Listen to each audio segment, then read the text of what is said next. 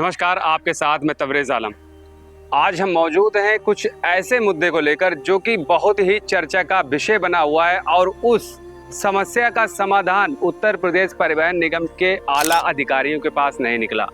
मजबूर होकर उत्तर प्रदेश परिवहन निगम के वो चालक, परिचालक और अन्य कार्मिक जिनकी लगातार जो तनख्वाह काटी जा रही थी, उसके आधार पर उन्होंने जिस तरीके से हाई कोर्ट का जो दरवाज़ा खटखटाया, ये जो आदेश आप देख रहे हैं ये वो कॉपी है कि जिसके आधार पर हाई कोर्ट ने सीधे कह दिया कि अगर आप मुझे उसका प्रमाण दीजिए तो मैं बिल्कुल आपके साथ हूँ। हाई कोर्ट ने भी जिस पर अपना आश्वासन पूरा दिया है। अगर हम बात उत्तर प्रदेश परिवहन निगम की उन संविदा के चालक और परिचालकों की करें जिनकी लगातार शोषण होने की वजह से उनकी सैलरी से कटौती की जा रही है, आखिर ये कटौती किस आधार पर की जा रही है? कि वास्तव में इस कटौती का कोई प्रावधान है? कहा जाता है कि उत्तर प्रदेश परिवहन निगम में यदि आप अपने मानक पूरे करते हैं और आप चालक और परिचालक हैं और आप सारे मानक पूरे करते हैं, अर्थात कह सकते हैं कि किलोमीटर और दिन यदि आप पूरे कर देते हैं तो आपको एक प्रोत्साहन राशि दी जाती है। कुछ लोग कहते हैं ये प्रोत्साहन राशि है तो इससे कटौती नहीं होनी चाहिए। कुछ लोगों का सवाल रहता है कि प्रोत्साहन राशि जब दी ही जाती है तो फिर कटौती किस बात की? कुछ लोग यहाँ तक की बातें करते हैं कि जब प्रोत्साहन राशि है तो फिर कटौती होने का औचित्य कैसे बनता है? एक बड़ा सवाल है। कई लोगों के सवाल आते हैं, कई लोगों की इस पर बहस है, कई लोगों की तर्क है। इसके आधार पर जब लोग परेशान हो गए, उसके बाद लोग हाई कोर्ट में जाकर जब हाई कोर्ट का दरवाज़ा खटखटाया, जिस तरीके से इस रेट को जो दायर किया गया था श्याम नारायण शुक्ला के द्वारा, इस रेट को दायर किया गया था दिवाकर प्रताप पांडे के द्वारा, इसको जब दायर किया गया था हाई कोर्ट में, इस रेट को जब इस एक डेट मिली थी, वो डेट थी 23 सितंबर 2025 की जब उस तारीख दी गई थी और उस पर हाई कोर्ट ने सुनवाई भी चालक और परिचालकों के पक्ष में ही की है।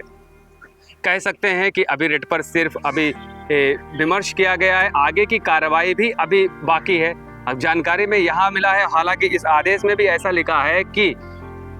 रिट दायरकर्ता को सिर्फ 10 दिन का समय दिया गया है कि जो आप कह रहे हैं कि आपके वेतन से जो कटौती की जा रही है ये किस आधार पर की जा रही है। आपकी जो समस्या निरंतर तरीके से बनी है वो आपके उत्तर प्रदेश परिवहन निगम के कर्मचारी और आला अधिकारियों के बीच में समाप्त होने वाली समस्या नहीं है, जिसके आधार पर जब आप हाई कोर्ट के बीच में आए हैं, अपनी बात को लेकर हाई कोर्ट के सामने आए हैं, कोर्ट ने सीधे कहा है कि आप 10 दिन में हमें वो सारे साक्ष्य उपलब्ध कराइए, हम आपके साथ हैं, हम बिल्कुल ही विचार विमर्श करेंगे। लेकिन कोर्ट ने एक बात सीधे कह दी है कि अभी हम इस पर फैसला नहीं सुना सकते जबकि आपकी तरफ से पूरे साक्ष्य प्रस्तुत नहीं कर दिए जाएंगे। वहीं अगर हम बात दूसरी पक्ष की करें तो हाईकोर्ट ने वो नोटिस भी जारी कर दिया है जिसमें 42 दिन यानी कह सकते हैं कि 6 सप्ताह का समय भी दिया गया है। उत्तर प्रदेश परिवहन निगम मुख्यालय को 6 सप्ताह का समय भी दिया गया और उनसे ये मांगा गया है अब जो उत्तर प्रदेश परिवहन निगम के चालक और परिचालकों को प्रोत्साहन यानी जो पैसा दे रहे हैं प्रोत्साहन को कहकर और उससे ही आप कटौती कर रहे हैं, तो इसका आप प्रमाण दीजिए कि आप किस आधार पर ये कटौती कर रहे हैं। हालांकि जवाब मुख्यालय से भी मांगा गया है और जवाब इधर से भी मांगा गया है,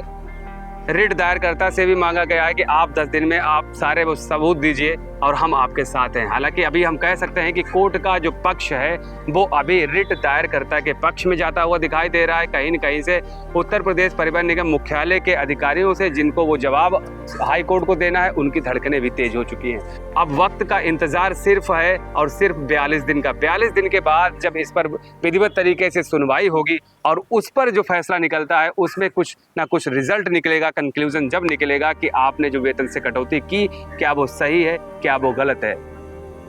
तो एक बहुत ही सही, अगर हम बात करें बहुत ही सही और समझदारी से ये कदम उठाया गया, क्योंकि जब शोषण लगातार हो रहा हो और आपके ही विभाग के और आपके ही निगम के लोग विचार विमर्श ना किए जब ना करें तो उसके लिए अगर आप कोर्ट की शरण में जाते हैं ये विधिवत तरीके से बिल्कुल भी सही है। कह सकते हैं कि आने वाले वक्त में जो फैसला कोर्ट का होगा वो कोर्ट का फैसला आपके पक्ष में भी जा सकता है। जिस तरीके से लगातार निम्न वर्ग के